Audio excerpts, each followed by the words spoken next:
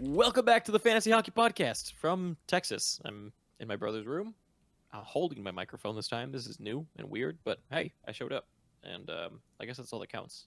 More than Lion A does in a game. So, I'm still how are things going? in Florida. I'm still in New York for what it's worth. Brandon, Nothing new for me. nothing Same new for old. you. I'm out here.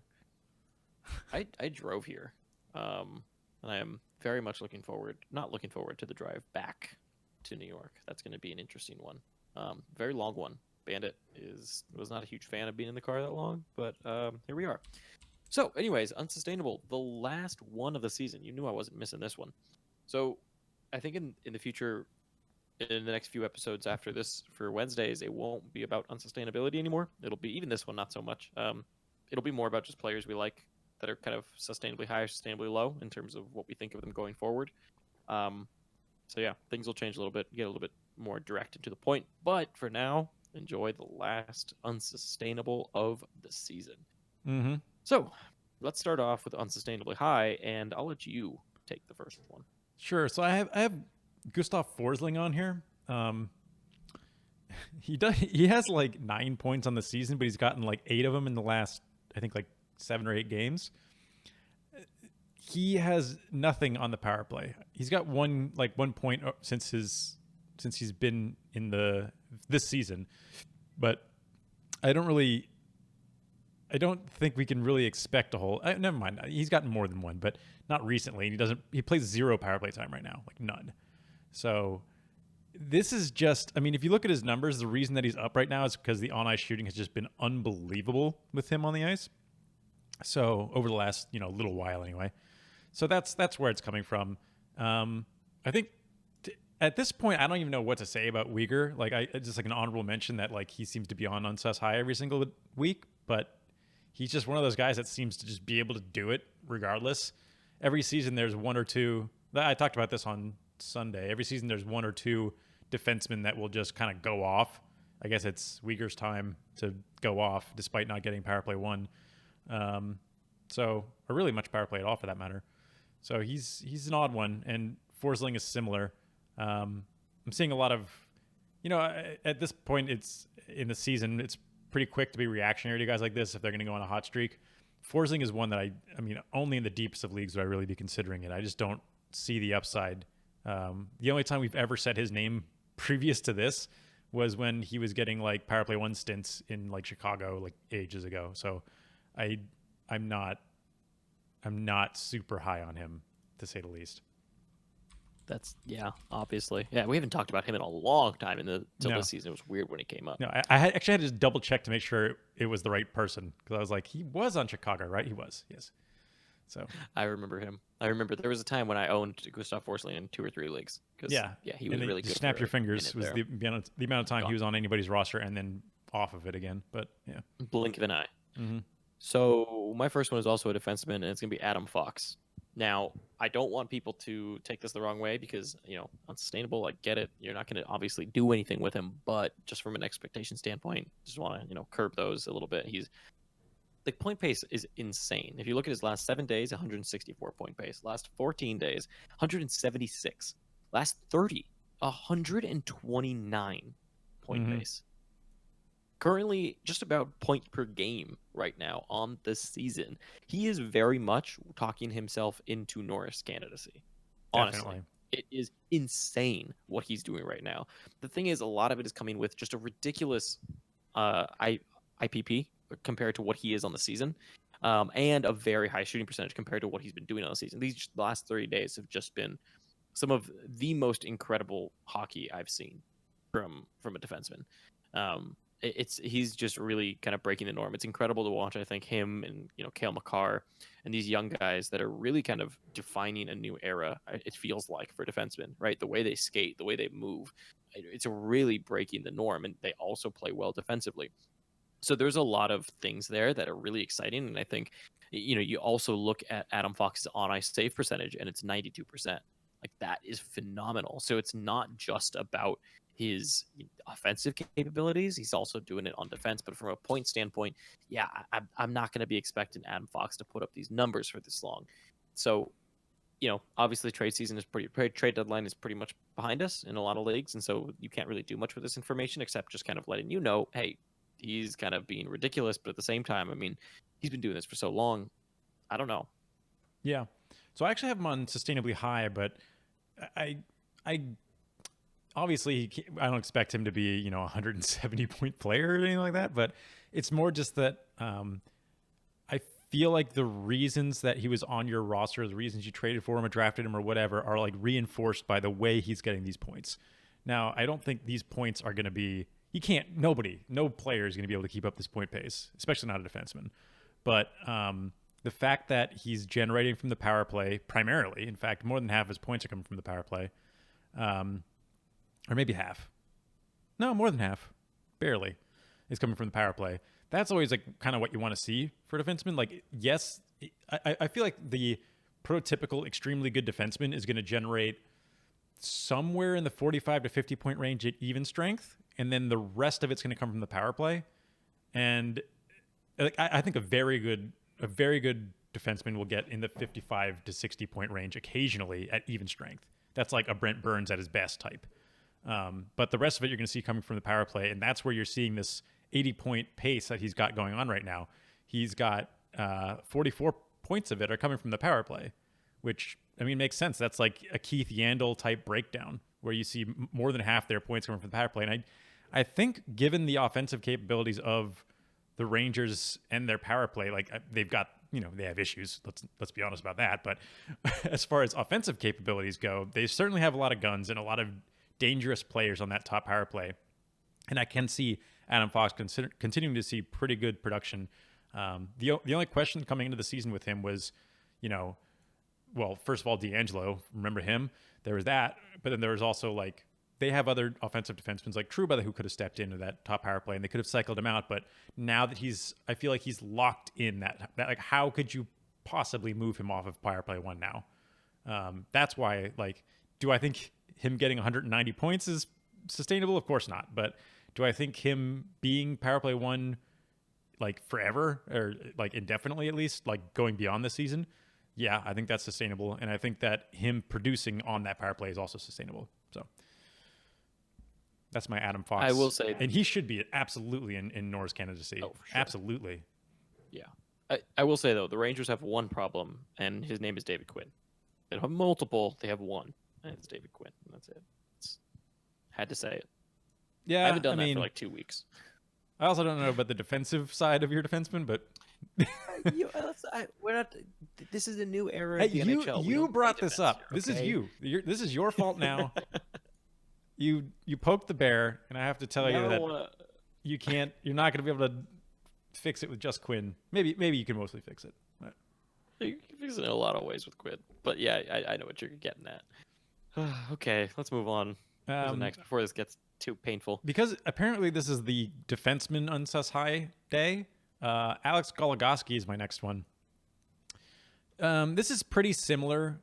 Well, not exactly totally apples to apples with Forsling because he does have power play 2 at least, but similar in like the reasoning he's kind of on here in that he's just like breaking out of nowhere. He's got 10 points on the season. He's got 9 of them in the last month. Like that right there should be ringing alarm bells for you. I mean, with OEL has been kind of like inconsistent this season, like on and off. And that's opening the door slightly for Goligoski, but I mean, he's got Chychrun easily in front of him now and OEL, even at OEL's worse. So we're seeing him playing like 20% of the power play, if that, 30%. Like he's getting that power play 2, which is okay. I don't know. And that he is generating points from there, so that's nice to see. But it's definitely not the primary source of his points right now, and the primary source of his points are secondary even strength assists, which are the least repeatable thing, like the least repeatable point you can get. Secondary assists at even strength as a defenseman, like that just doesn't add up. You couple that with the fact that he's like a career 40 to so percent. Even this season, he's 27% IPP. So that means he's not really getting in on very many points that happen on the ice, which makes sense. He's not really deployed that way anymore. Except for lately, he's at 80% over the last week and 50% over the last 2 weeks. So he's jumped up there, that also includes an increase in on-ice shooting. So all those things combined just spell really easy unsustainability. So he can be, you can slot him in temporarily because he does block and he does hit, and his shot pace isn't like horrible. It's not great. Like he's not going to get you more than like maybe 2 shots a game. But considering the fact that he can put up in 100 or a 3-digit pace in hits, blocks, and shots, it's not super easy to find. So he does have that kind of like multi-cat with some point upside. I just think you need to temper your expectations for what that point upside actually is. Yeah, I mean, keeping with this defenseman theme, my next person here is this very, very similar. Brett Pesce, pretty much the same. A lot of points recently coming from secondary assists. In fact, 100% of them in his last 14. So his last 7 games, he has 4 points. Every single one of those are secondary assists, which, like you said, are very unreproducible. And if you go back even further, it's 72% of his of his points are secondary assists. So when you look at it, like he's a guy that right now is really benefiting from a lot of luck, and it's not even luck with a lot of on-ice shooting. The on-ice shooting is low, but he's just benefiting from getting a lot of secondary assists on those goals that are happening. So I would expect his points to dry up like crazy, and I think he's more of like a third. I think people right now might pick him up, and I think he is a good kind of temporary hold for now. I have him in one league because he's on Carolina, and sure, we'll see how long this continues, but I'd give him the shortest of leashes. Yeah. My next one here is, I'm sure everybody is just dying to hear this name be on Sustainably High somehow, but it's just not to be, and that's Martin Jones. He's had quite the stretch of good play, I'll be honest. I would say for the last month or so, since basically the last time he played like a legitimately good offensive team, like not to take away from Minnesota, but they're not winning games by being juggernauts offensively. They're winning games by sound defensive play and like squashing their opponents that way. So, you look back at that month, right? I'm going to walk you through every game since his last, like, I got wrecked game, which was when they played Colorado a month ago in March, or not Colorado, Vegas a month ago. That game, and then the Colorado games before it also. Starting the 13th was the next time he played. He played Anaheim, then St. Louis, then LA twice, then Arizona, then Minnesota twice, then LA again twice, and just now Anaheim once, where he actually gave up 4. But when you look forward, what do the Kings look like going into the playoffs? They actually got 2 pretty easy games coming up here, or 4 rather, coming up into the next like week or so. So they've got the Kings twice again, the Ducks twice. Those are going to be great. I think those are good Martin Jones games. Those are good streamer games. Then you see the Wild twice, which he's played well against them, but I don't know if that's he's going to be an underdog in those games, even if he has decent numbers. And then when you get into what's likely your semifinals or your finals, Golden Knights 3 times in a row. Then he's got the Wild and then the Yotes twice, which isn't too bad. But then in what is very likely going to be your finals, in fact, this stretches across both of the last 2 weeks. So regardless which one's your finals, he's playing the Avs twice in both of them. 4 straight games against the Avs. So I think that like he may continue to play well against the Kings and the Ducks of the world. I mean, maybe not though, given yesterday. Although the Ducks laid it on, I'll give them some credit. It's not like they didn't do anything. They really fired the puck at him, and he came out with like an okay. I think he came out with a quality start. So I mean, that's all you can really ask in the end. But I think we're going to see him come real down to earth when they get some strong competition. And we've seen enough of Martin Jones that even if he's going to play well for a stint, I can't believe in it for the rest of the season. I just can't do it. Even with how well he's been playing over the last month, he's sitting at a 904 in the season, which is just like, that should raise eyebrows right there. How do you play so well for a solid month and you still have an awful save percentage? It's a little concerning. I mean, the Sharks are playing for something, so you can give them a little bit of credit there. Like the Sharks actually have a chance to get into the playoffs, which, wow. But I don't know if Martin Jones is going to be enough. I don't know. Yeah, I mean, I think the other thing with Martin Jones is he's one of those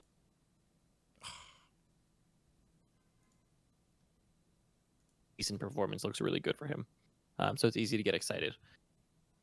I think with Martin Jones, it's just he's been so bad for so long. My last player here on Unsustainably High will be from your New York Islanders, Anthony Beauvillier. been on a tear these last 6 games, and pretty much all of it has to do with an insane on-ice shooting percentage. The line he's been on has been shooting at about 20%, and that's been for a bit. And so I think that with Anthony Beauvillier, again, just one of those guys that, in my opinion, is more of a 45 to 50 point guy. Right now, he's performing more in like a point per game. So if you do have him, very short leash. Yep. By the way, whoever's going to listen to this or watch this, I accidentally left the channel for 2 seconds. So there's probably like 5 seconds of your video cuts and there's no audio. Nice. But I think we recovered it before you said anything. If you had a reaction to Martin Jones, that may have been missed. I pretty much just said to the Martin Jones thing that his bar is set so low for a good performance that even when he's just semi-decent, we get really excited because, like, oh my God, Yeah. Martin Jones is better than before, but it doesn't really say much. Mm-hmm. So, okay, let's move into Unsus Low. Yeah. So my first player here is somebody that I feel like we've talked about quite a bit considering how young he is, and that's Kirby Dach. He actually, I believe he scored a goal in his last game, so he's starting to come around here. I say that because, like, I never trust anything anymore, and I saw that goal get scored, and then I didn't check the stats afterwards. And anytime I see anything these days, I'm just like, oh, they probably there's like a 50% chance they got that wrong, and it's going to be somebody else. But he did in fact score, so there you go. Obviously, there's a lot of encouraging signs around him given his ice time and his deployment. So there's also like, I do think that expectations should be tempered a little bit. I feel like people were expecting some like insane breakout that we're going to be looking at like a 70+ point player with like good peripherals, and I don't think that's realistic. I think what we're going to find is a good points league option. I do think he could be a good points league option, but still an avoid in Cats leagues. So what I expect from him is like a 60-point player would be a 60 to 65 range would be nice. And I think he can get there given the fact that he's getting, 20 minutes a game almost, and he's playing top line with DeBrincat and with Kane, who have both been just having like amazing seasons. And then also on that top power play with the same unit. Kind of sky is the limit, but I do think that expectations should be a little bit, as I keep saying on this episode, tempered as far as what you should really be thinking and what kind of pace that he should be putting up. The best news about it is, his first game back, first game from a major surgery on a major broken bone. He just was fine. Like they played him 20 minutes. He didn't look super out of place. I feel like when somebody's coming back off with that much time off, if you're willing to play him 20 minutes in the NHL at his age, that's a good sign, at least from the coaching standpoint. Like, that they're not worried about playing him big minutes. And I think we'll continue to see that as long as he continues to, click with that line, which he's starting to. Yeah, I like that one. I think that's an interesting one, especially given the line he's on. I think, especially going deeper into the season here, he's someone that if you're top of the table or something and can afford to just kind of hold a position and wait out on someone, I do like the idea a lot of Kirby Dach, which is kind of what we talked about when he came back. Was he's not going to be immediately impactful, but it's someone that I definitely stash and see what happens. And that's kind of paying its dividends right now.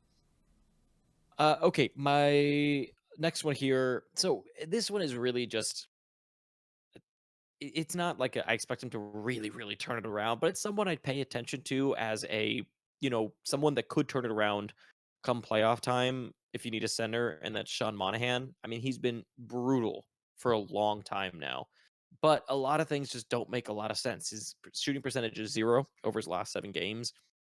His on-ice shooting percentage is just ridiculously low. He's not getting in on as much as he used to. He's still getting pretty decent minutes. He's getting about 18 minutes a game, which isn't that different from last season. He still had 56-point pace. So I think that he's someone that, the Flames have underperformed and they're getting used to a new system.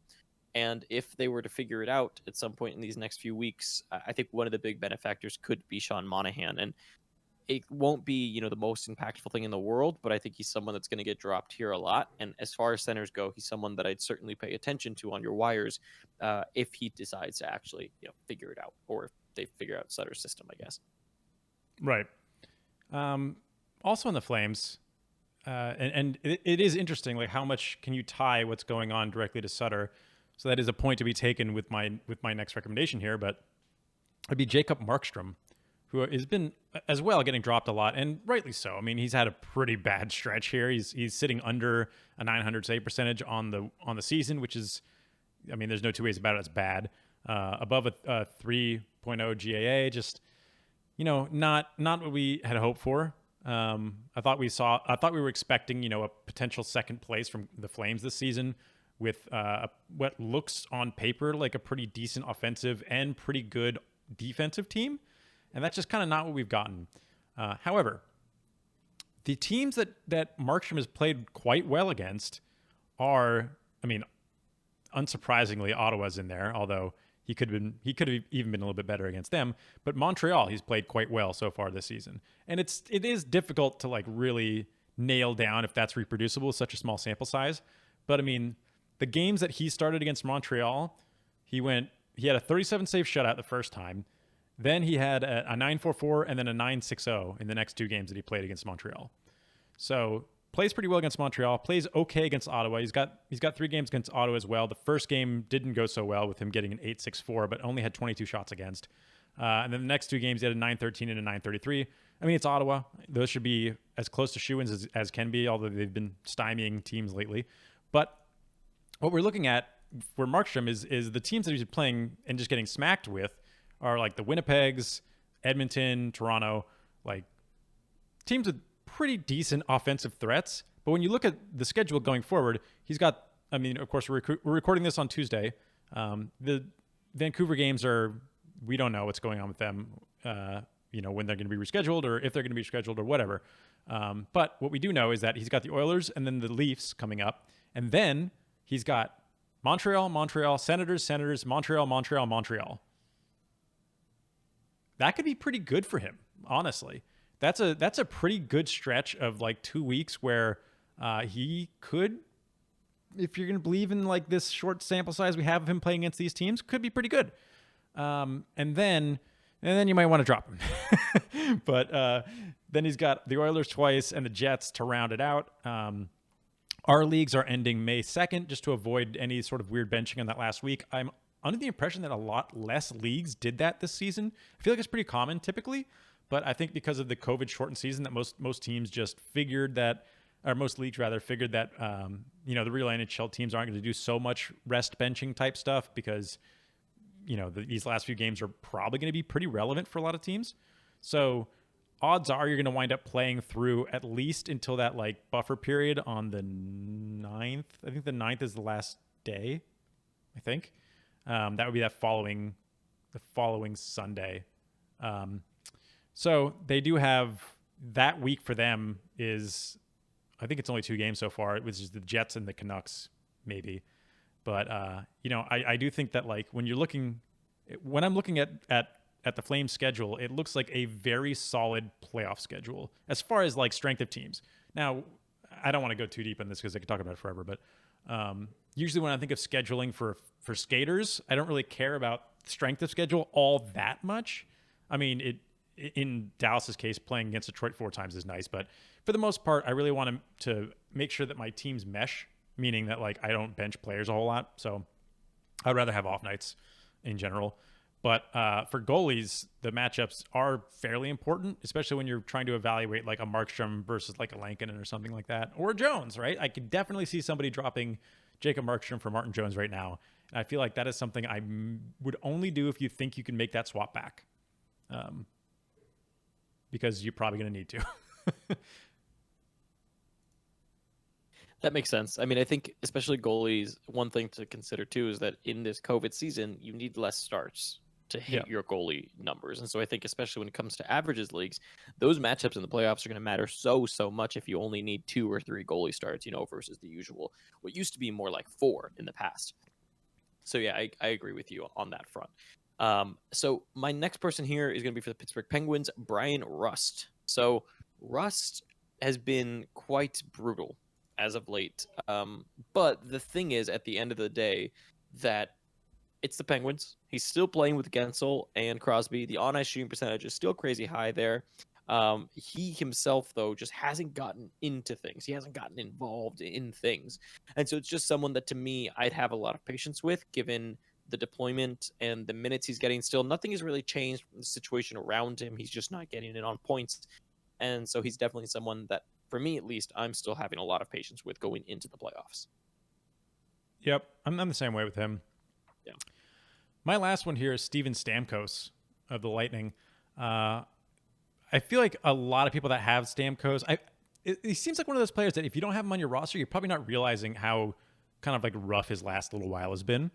But there's an easy finger to point here at the on-ice shooting going on for him over the last at least 2 weeks, where just nothing has gone in. Basically, they're sitting at like 5% for a team that's as good as the Maple Leafs, as the Lightning. It's unrealistic for that to keep up. His power play numbers are still in good shape. They actually make up a higher percentage of his points than I'd probably like for a forward. You know, he's on a 31 power play point pace. He's on a 73 point pace. That's a lot. So I would hope that we see more of his even strength numbers kind of like work themselves out of whatever rut this is. His IPP and on ice shooting has dropped from last season, although unfortunately, I think that probably makes sense. You know, the line has changed with Kucherov out. They're not quite as good offensively as obviously without Kucherov. So that comes out of somewhere, but I don't think that is enough to see a 20 plus point pace dip for him. And all that has come over these last couple of weeks, really. Like he only has 2 points in his last 7 games. There's nothing that stands out to me that really scares me. I don't like that his shots have dropped. I take it back. I don't like that his shots have dropped off. But beyond that, like his deployment's good, his IPP's good, his power play deployment is good. He's actually playing more minutes on the power play than he was last season, despite a smaller percentage. And he has more power play points than he did last season so far on pace. So I'm not concerned with Stamkos. I think if they need to spark him, they could put him with Point for a while. You know, their second line may not be quite as dynamic, or obviously won't be quite as dynamic without him on it, but they still have a pretty good second line they could field out there with guys like Cirelli and Gord and Palat if they want to move him down there for some reason and put up somebody like Maroon on the top line and play it like old school Edmonton. There's things they could do if they really need to try to spark Stamkos, but I'm not particularly worried. Yeah, I don't think there's reason to be worried with him. And again, he's one of those guys too that, you know, you're not going to be able to do much right now with him anyways. But yeah, just urge patience. Okay, moving on to Sus High. This one's really quick. Kevin Fiala. Easy. Yep. I mean, he's someone that like I didn't really see because the minutes were dropping and there was just a lot of really worrying signs. But now you look at him and there's a lot of positive signs. The minutes have gone up a lot, about 19 minutes a game. His shots have just skyrocketed. His shooting percentage is still low, by the way. If you look at his last 7 games, shooting percentage is only 8%, which is pretty low for him still. His IPP is in line, his on-ice shooting percentage is in line. Everything just looks so good. His power play percentage has gone back up to really healthy numbers. So I'm all in on Fiala. If you were lucky enough to grab him off the wire, if he was there, you're going to be pretty happy, I think, rest of season. Yeah, I'm happy that he was, even for me, starting to be concerning because I've been probably the biggest Fiala proponent this season, just hyping up that despite the fact we've only seen half of a good season of him essentially in Minnesota last season, that I think he's got everything in his toolkit to be productive. So the biggest concern for me was when we saw the shots drop off, but now they're back in a big way. So pretty excited about Fiala the rest of the season. There's not a whole lot of offensive threats on that team, but between him and Kaprizov, it seems like enough. All right. Another easy one is Vincent Trocheck. Had a couple of questions about him, but I mean, he's picked up exactly where he left off. You know, as soon as he got that power play 1 slot back, it was a little scary there when he was practicing and played the first game on power play 2. But the second he got power play 1 back, I'm like, all right, I'm in. And it has blown my mind that both on the Hurricanes last season and on Florida 2 seasons ago, Trocheck did not get power play 1. I mean, the season prior to that, he was the highest point getter on the power play in Florida with guys like Barkov and Huberdeau next to him. Trocheck led the team power play points and at a good margin. He had something like 30, maybe a little less, but why would you take that off? Anyway, So then he moved to Carolina, also did not play top power play. It reminds me a lot of Dougie Hamilton, who everybody's just screaming, put him on top power, and then they finally do, and he's like amazing. Oh, really? Surprising. Okay. So now we're doing that again with Trocheck. Trocheck's back on top power play. He's on a 42 power play point pace. Sweet. I mean, yeah, we know he's good on the power play. I don't know why it took so long. Anyway, he's on a point per game pace, and guess where all those extra points are coming from compared to last season? The power play. Not surprising. The fact that he's back on power play 1, he is good to go for the rest of the season. I think his point per game pace is completely sustainable. May dip slightly, but I don't, because he is sitting at 100% IPP, although that's balanced out by a slightly lower on ice shooting than you'd expect. But I don't see any reason why he won't finish the season point per game. Yeah, I had him on here as well. I think more than anything, he's one of those guys that when you look at it for rest of season, it's a situational thing. It's like, yeah, maybe his shooting percentage is high and such like that. But at the end of the day, what makes him sustainably high? It's, to me, like you said, that situational of him being top power play. It's just, and we'll talk about Martin HS too. I have him in another section, last section here. Which section could it be? Because of this, I wonder what section is left that Martin HS could be on. But anyways, my next person here, my last person now, because you took Trocheck, is Jared McCann, actually, on Pittsburgh. Now, this isn't necessarily a sus high for rest of season type thing, but in an interim time, I can definitely see Jared McCann being a little bit more sustainable, mostly because he's getting top power play and he's getting a majority stake on that power play time. And so because of that, I do like what Jared McCann's doing, and I like him as an option here going forward. His minutes have also gone up in the last 3 games, at least, to around 17. And when we've seen McCann go up in minutes a lot in the past, we have seen him do things with that. And so I think that if he can keep this deployment of a lot of power play minutes, extra power play minutes, and a decent 5-on-5 deployment, I think we could see McCann do a little bit of damage. And when we're this late in the season, I mean, guys like him and deployment like that is stuff you look for, that you try to take advantage of. Yep.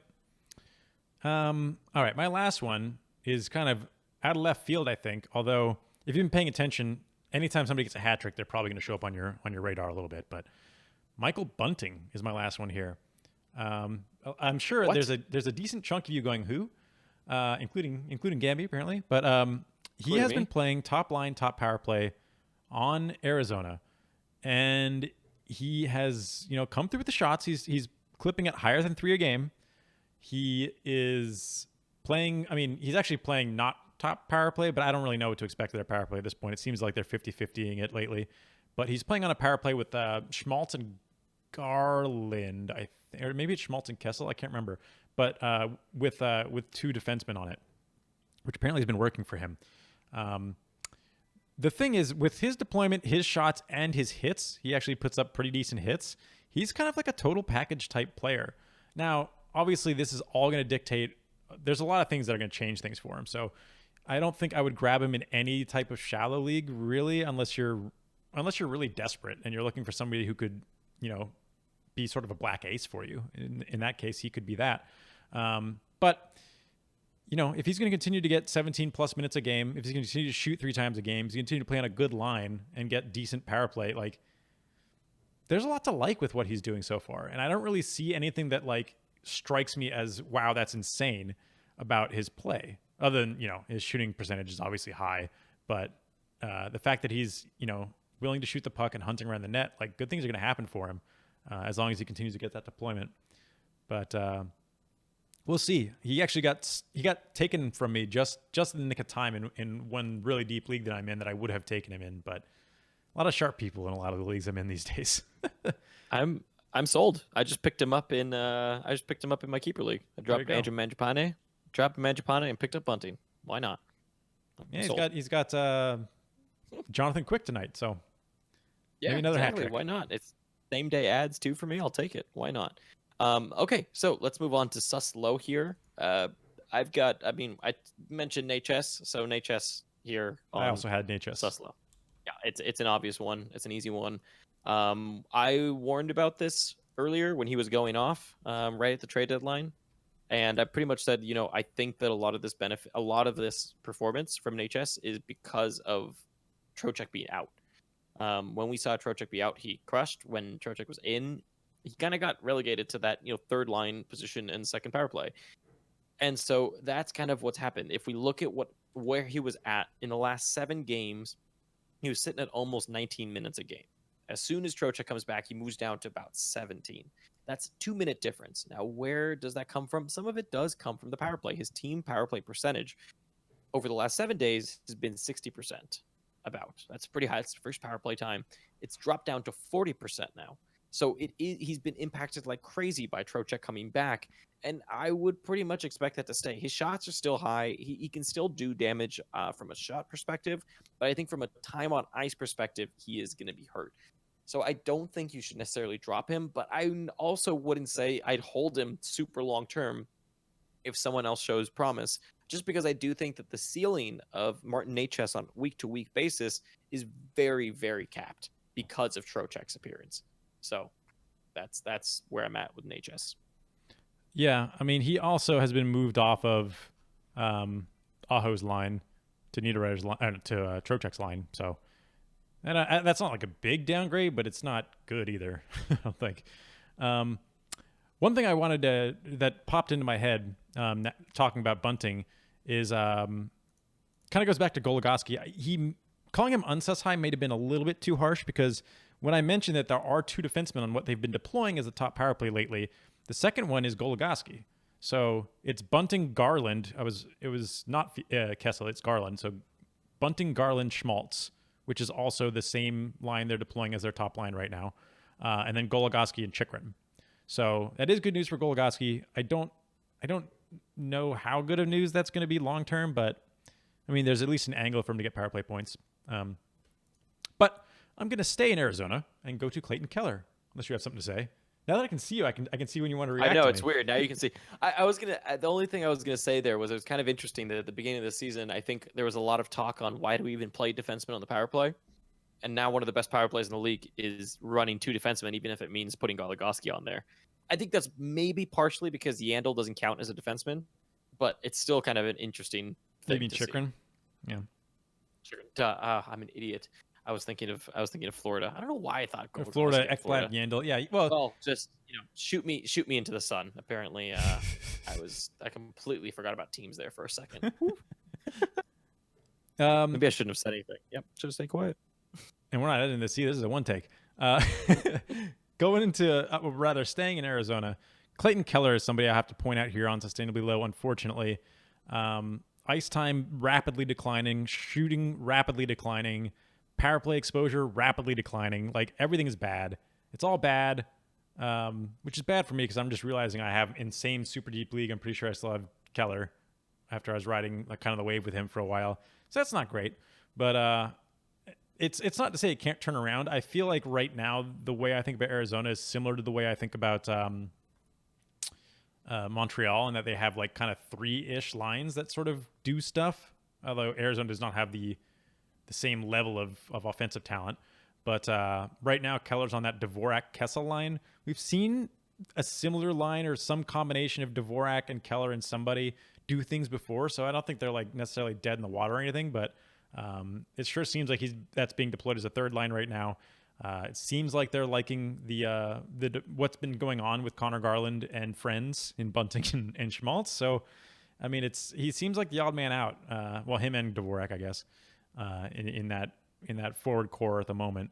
So, not to say it can't turn around, but not somebody I'm really willing to hold on to either if something else is beneficial to me in the short term. Yeah, agreed. Do you have any more Suslow? I've got one left. Okay, so you take the last one. It's Torrey Krug. I feel like he's shown up here before. Yep, it's time. I mean, he should have been here a bit ago, too. I think he has been here a bit ago. This is just like a month later. We're revisiting the fact that he has 4 points in his last 13 games played. But, I mean, it's a rough ride for him. It sure seems like Vince Dunn has been taking some of the power play time lately, which isn't great. With Parayko coming back, I don't know if that's happening tonight or not, but that's not great. There's just a lot of not great stuff going on for him. I don't necessarily think that like he's off the top power play, because it does seem like the Dunn line doesn't have Ryan O'Reilly and Perron and Tarasenko and the guys like you'd expect. So it seems like he may still be top power play. He may still see good deployment, but the problem with Krug is what you've needed from him is very, very elite power play numbers for him to kind of with the exception of maybe points leagues, for him to be relevant in a Cath league, for example, he has to produce on the power play, and he's on a 15 power play point pace this season. That's not even remotely good enough. That's bad in a points league. So a 40-something point defenseman with like real anemic numbers on the power play is just a bad look at this point. Even in points leagues, his shots have declined, and he's never been a big shooter to begin with. And the rest of his stats, like his hits have gone up, but like he wasn't a big hitter to begin with, and his blocks have gone up, but he's not a big blocker to begin with. So he doesn't really level the playing field out.